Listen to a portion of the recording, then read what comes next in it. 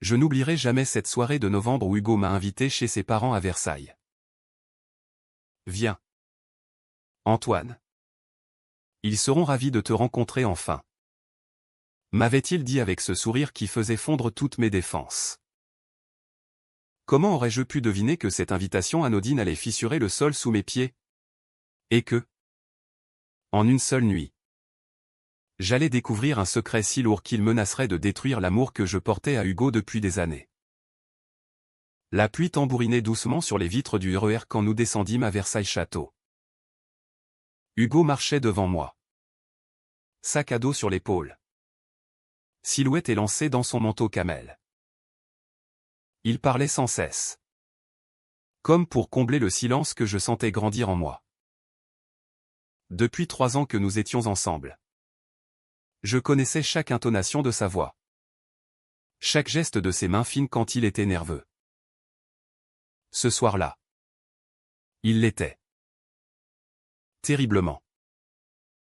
Mes parents sont particuliers.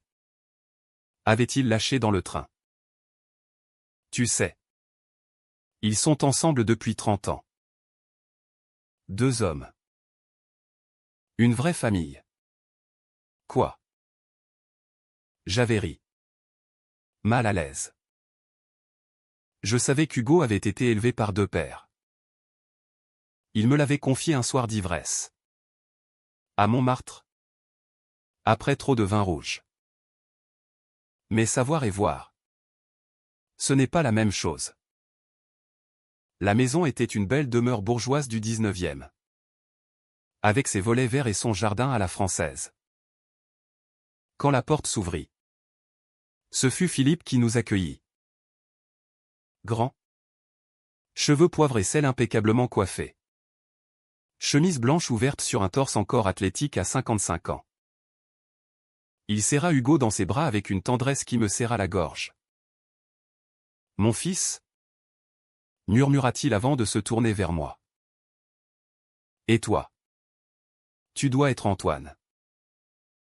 Hugo nous parle de toi sans arrêt. Derrière lui apparut Marc. Plus petit.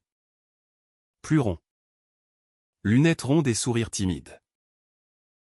Il portait un tablier de cuisine taché de sauce. Le dîner est presque prêt. Entrez. Entrez. Il fait un froid de canard. L'intérieur sentait le bois ciré et le romarin. Des photos partout, Hugo bébé dans les bras de Philippe. Hugo à 10 ans avec Marc lors d'un voyage en Provence. Hugo adolescent posant fièrement entre ses 2 pères le jour de son bac. Une vie entière d'amour affichée sans honte. Cela me troublait profondément. Moi qui avais grandi dans une famille catholique rigoriste de Lyon. Où le mot « homosexualité » n'était prononcé qu'à voix basse. Comme un péché mortel. Le dîner fut délicieux, blanquette de veau. Pomme dauphine. Et un Saint-Émilion que Philippe déboucha avec cérémonie. Les conversations coulaient naturellement. Marc parlait de son travail de professeur de littérature au lycée. Philippe de ses expositions photographiques. Hugo riait à leurs anecdotes. Détendu comme je ne l'avais jamais vu. Je me sentais à la fois fasciné et exclu. Fasciné par cette harmonie familiale si éloignée de tout ce que j'avais connu.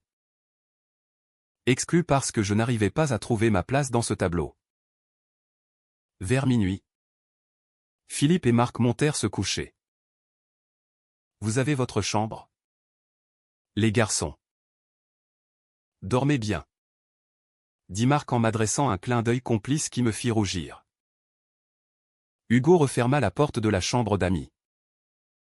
Une pièce mansardée avec un grand lit et une vue sur le jardin endormi. Il se tourna vers moi. Yeux brillants. Alors? Qu'est-ce que tu en penses? Je m'assis sur le lit. Soudain épuisé. Ils sont incroyables. Vraiment. Il s'approcha. S'agenouilla devant moi. Prit mes mains. Je sais que c'est beaucoup à encaisser. Mais je voulais que tu vois ça. Que tu comprennes d'où je viens. Je hochai la tête. Sa proximité me faisait toujours le même effet, cœur qui s'emballe. Peau qui frémit. Je l'embrassai doucement. Il répondit avec ferveur. Comme s'il cherchait à effacer mes doutes par ses lèvres. Mais au milieu de notre étreinte. Un bruit dans le couloir. Des voix étouffées.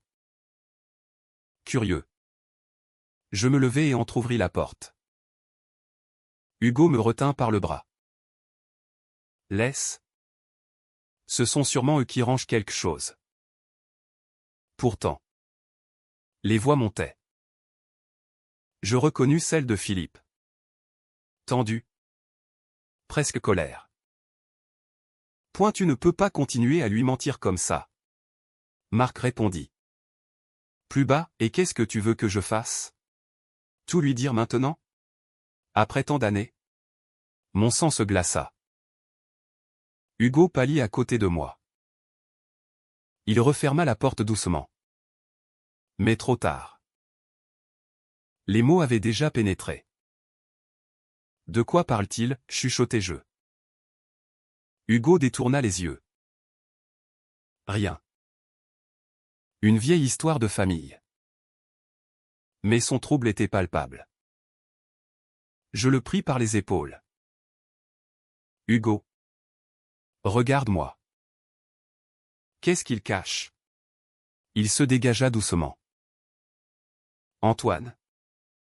S'il te plaît. Pas ce soir. Je sentis une fissure s'ouvrir en moi. Cette nuit-là. Nous dormîmes dos à dos. Pour la première fois depuis des mois. Le lendemain matin. Le petit déjeuner fut étrange. Philippe semblait fatigué. Marc évitait mon regard. Hugo parlait trop fort. Comme pour masquer le silence pesant. Je ne pouvais m'empêcher de les observer. Cette famille parfaite. Avait-elle donc des secrets? Elle aussi? Après le café. Philippe proposa une promenade dans le parc du château. Hugo déclina. Prétextant une migraine. Je sortis seul avec ses pères. Sous les arbres dénudés. Philippe alluma une cigarette. Tu sais. Antoine. Hugo tient beaucoup à toi. Je hochai la tête. Attendant la suite. Il n'a pas eu une vie facile. Continua Marc. À l'école? Les moqueries. Les professeurs qui fermaient les yeux quand on l'insultait. Philippe souffla sa fumée. Mais le pire? C'était nous. Nos disputes. Je m'arrêtai net. Vos disputes? Marc soupira. Il y a 15 ans. Philippe et moi. Nous nous sommes séparés. Pendant presque 2 ans. Mon cœur manqua un battement. Séparés? Mais Hugo m'a toujours dit que vous étiez ensemble depuis 30 ans sans interruption. Philippe eut un sourire amer. C'est ce qu'il croit. C'est ce qu'on lui a laissé croire. Marc posa une main sur l'épaule de son compagnon. J'avais rencontré quelqu'un. Une femme. Claire. J'étais perdu. Je croyais que je pouvais redevenir hétérosexuel. Avoir une vie plus simple. Les mots me frappèrent comme des coups. Et Hugo? Il avait 15 ans. On lui a dit que Philippe était parti en voyage professionnel prolongé. Qu'on traversait une crise passagère. On s'est remis ensemble quand j'ai compris que je ne pouvais pas vivre sans Philippe. Mais on n'a jamais parlé de cette période. Je marchais comme un automate. Tout ce qu'Hugo m'avait raconté sur son enfance heureuse. Sur cette famille modèle qu'il avait protégée des préjugés. Tout était construit sur un mensonge. De retour à la maison. Je trouvai Hugo dans le jardin. Assis sur un banc. Regardant les feuilles mortes. Je m'assis à côté de lui sans un mot. Après un long silence. Il murmura, « Tu sais. » Je hochai la tête. Il enfouit son visage dans ses mains. Je les ai entendus aussi. Cette nuit. Tout. Sa voix se brisa. Toute ma vie. J'ai cru que l'amour entre deux hommes pouvait être éternel. Que mes pères en étaient la preuve. Et maintenant. Je passai un bras autour de ses épaules. Ils tremblaient. Pourquoi ils ne nous ont rien dit? Parce qu'ils avaient honte. Répondis-je doucement. Honte d'avoir failli. Honte d'avoir douté. Hugo leva les yeux vers moi. Plein de larmes. Et si nous aussi? Antoine? Si un jour tu doutes? Si tu rencontres une femme et que... Je le serrai plus fort. Jamais. Mais même en le disant. Je sentais le doute s'insinuer. Pas en moi. En lui. Les semaines qui suivirent furent un enfer silencieux. De retour à Paris. Dans notre petit appartement du Marais. Hugo devint distant. Il rentrait tard du travail, prétextant des réunions. Il dormait tourné vers le mur. Nos conversations se réduisaient à des banalités. Je souffrais en silence. Je revoyais sans cesse le visage de Marc quand il avait parlé de Claire. Cette femme qui avait failli détruire leur famille. Et je me demandais si Hugo, lui aussi, portait en lui cette peur de ne pas être assez. Un soir de décembre, je rentrais plus tôt. Hugo était au téléphone dans la cuisine. Je m'arrêtai dans le couloir en entendant mon nom. Point oui. Antoine est merveilleux. Mais parfois je me demande si je le mérite. Si je suis capable d'aimer vraiment. Silence. Puis, non. Maman. Enfin. Claire. Ne dis pas ça. Mon sang se figea. Claire? La Claire de Marc? Je fis irruption dans la cuisine. Hugo pâlit en me voyant. Tu parles à Claire? Il raccrocha précipitamment. Antoine. Ce n'est pas ce que tu crois. Ah non? Tu appelles la femme qui a failli détruire ta famille. Il s'effondra sur une chaise. Elle m'a contacté il y a un mois. Elle voulait prendre des nouvelles. Savoir comment j'allais. Et tu lui as répondu? Oui. Parce que j'avais besoin de comprendre. Pourquoi mon père avait failli tout quitter pour elle. Je sentis la colère monter. Et qu'est-ce qu'elle t'a dit? Hugo baissa les yeux. Qu'elle l'aimait vraiment. Que pendant ces 2 ans, il était heureux avec elle. Qu'il parlait d'avoir des enfants. Une vie normale. Les mots me transpercèrent. Normal. C'est ça que tu veux entendre? Non, cria-t-il soudain. Mais je ne peux pas m'empêcher de penser que peut-être. Peut-être que l'amour homosexuel est toujours condamné à échouer. Que tôt ou tard, l'un de nous voudra quelque chose de plus acceptable. Je le giflai. Pas fort. Juste assez pour qu'il me regarde enfin. Tu crois que je suis avec toi par défaut? Que j'attends le moment où je pourrai enfin avoir une vie normale? Des larmes coulaient sur ses joues. Je ne sais plus quoi croire. Cette nuit-là, il fit ses valises. J'ai besoin de temps. De réfléchir. Je le regardais partir sans un mot. La porte claqua comme un coup de fusil. Les jours suivants furent un brouillard. Je marchais des heures dans Paris. Du quartier latin à Belleville. Sans but. Je passais devant les cafés où nous avions nos habitudes. Les cinémas où nous nous embrassions dans le noir. Tout me ramenait à lui. Un soir, je reçus un message de Philippe, viens dîner à la maison. Seul. Nous devons parler. J'hésitais, puis acceptai. J'avais besoin de réponses. À Versailles. L'ambiance était lourde. Marc pleurait dans la cuisine. Philippe m'accueillit avec un verre de whisky. Hugo est chez Claire. Lâcha-t-il sans préambule. Je manquais m'étouffer. Chez Claire? Oui. Depuis une semaine. Elle l'héberge à Lyon. Le monde vacilla autour de moi.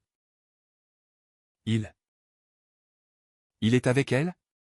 Philippe secoua la tête. Non.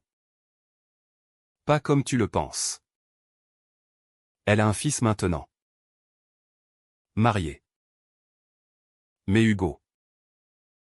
Il voulait la connaître. Comprendre.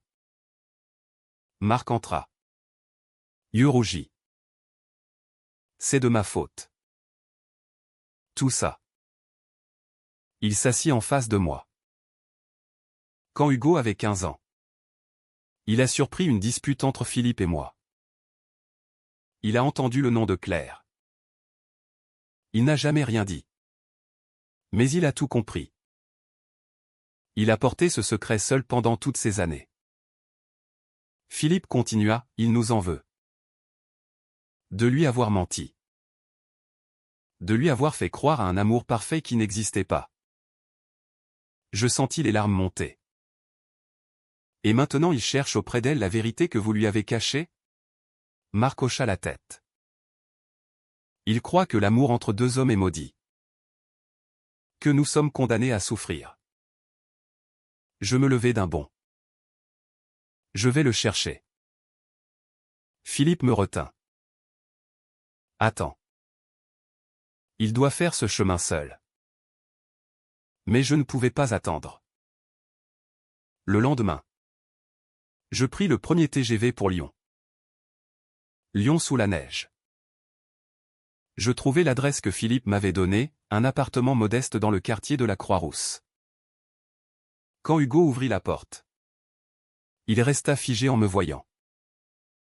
Antoine. Qu'est-ce que tu fais là? Je viens te chercher. Il voulut refermer. Mais je bloquai la porte. Laisse-moi entrer. S'il te plaît. Claire était là. Dans le salon. Une femme d'une cinquantaine d'années. Belle encore. Cheveux châtains et regard doux. Elle nous observa sans rien dire. Hugo me fit signe d'entrer. Nous nous assîmes sur le canapé usé. Pourquoi tu es venu? Demanda-t-il d'une voix lasse. Parce que je t'aime. Et que je refuse de te laisser détruire ce que nous avons à cause des erreurs de tes parents. Il eut un rire amer. Des erreurs? C'est toute ma vie qui est une erreur.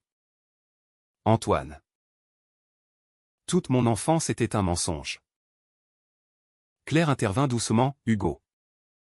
Je ne suis pas responsable de ce que ton père a choisi. Il se tourna vers elle. Rageux. Mais vous l'avez rendu heureux. Lui. Pendant 2 ans. Il a eu une vie normale avec vous. Des projets d'enfants. De maison. Tout ce que je n'aurai jamais. Les mots sortirent comme du venin. Claire pâlit. Je pris la main d'Hugo. Il la retira violemment. Et toi? Antoine? Tu ne te poses jamais la question? Si un jour tu en as assez de cacher, de mentir à ta famille, de ne pas avoir d'enfant biologique? Je le regardais droit dans les yeux. Si. Tous les jours. Mais je choisis toi. Chaque jour. Je choisis toi. Claire se leva. Je vous laisse parler. Quand elle fut sortie, Hugo s'effondra enfin. Des sanglots profonds. Déchirants. Je le pris dans mes bras. Cette fois, il ne résista pas. J'ai peur, murmura-t-il contre mon épaule. Peur que tu partes. Peur d'être comme mon père. Peur de ne pas être assez. Je caressai ses cheveux. Moi aussi j'ai peur. Mais l'amour, ce n'est pas l'absence de peur. C'est choisir de rester malgré elle. Nous restâmes ainsi longtemps. Quand Claire revint, elle nous trouva enlacés sur le canapé. Vous devriez rentrer à Paris, dit-elle doucement. Ensemble. Hugo leva les yeux vers elle. Merci de m'avoir accueilli. Mais je crois que ma place est ailleurs. Le voyage retour fut silencieux. Mais nos mains restaient liées tout le trajet. De retour à Paris, nous décidâmes de tout recommencer. Lentement. Honnêtement. Hugo appela ses parents. Une longue conversation. Douloureuse mais nécessaire. Des cris. Des pleurs. Des excuses. Philippe et Marc vinrent nous voir une semaine plus tard. Ce fut une soirée étrange. 4 hommes autour d'une table, parlant enfin de tout ce qui avait été tu. Marc pleurait en racontant sa crise. J'avais 40 ans. Je paniquais à l'idée de vieillir en marge de la société. Claire représentait une porte de sortie. Mais je me suis rendu compte que c'était une prison dorée. Philippe ajouta, et moi. Je l'ai attendu. Parce que je savais qu'il reviendrait. Parce que notre amour était plus fort que ses doutes. Hugo écoutait. Visage fermé. Puis il parla enfin, vous m'avez privé de la vérité. Vous avez fait de moi un idéaliste qui s'est effondré à la première fissure. Philippe tendit la main vers son fils. Nous avions peur que tu nous rejettes si tu savais que nous étions imparfaits. Hugo prit la main. Je vous aime malgré vos imperfections. Peut-être même à cause d'elles. Je sentais les larmes me monter. Cette famille brisée se reconstituait sous mes yeux. Après leur départ, Hugo se tourna vers moi. Je veux qu'on parle d'avenir. Vraiment. Nous parlâmes toute la nuit. D'adoption. De Pax. De coming out à ma famille. De nos peurs les plus profondes. Et si un jour tu veux des enfants biologiques, demanda-t-il.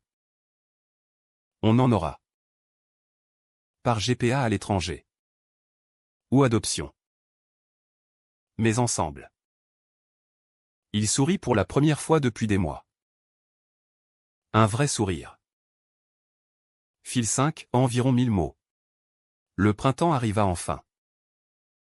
Paris se réveillait sous les cerisiers en fleurs. Un soir d'avril. Hugo m'emmena sur le pont des Arts. Le même pont où nous nous étions embrassés pour la première fois. 3 ans plus tôt. Il pleuvait doucement. Les lumières de la ville se reflétaient dans la Seine. Il sortit une petite boîte de sa poche. Mon cœur s'arrêta. Antoine. Je ne te demande pas en mariage. Pas encore. La loi nous le permet. Mais ce n'est pas ce qui compte. Il ouvrit la boîte. 2 alliances simples en or blanc. Je te demande de choisir. Chaque jour. Comme je choisis toi. Malgré les doutes. Malgré les peurs. Malgré tout. Les larmes brouillaient ma vue.